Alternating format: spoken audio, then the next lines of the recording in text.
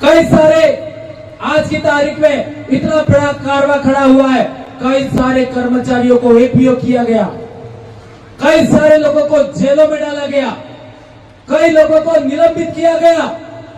आज हमारे डूंगरपुर में 4-5 लोगों को निलंबित और एपीओ किया गया, आप सब जानते हो।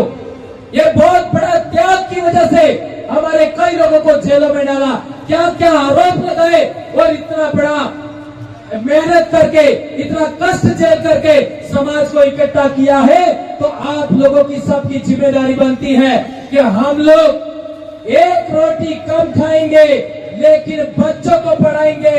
ये बात आज के बाद में आप लोग प्रण लेके यहाँ से जाइए। कौन कौन इस बात को, मेरी बात को मानता है, हाथ ऊंचा करके समर्थन करिए मेरे दोस्तों।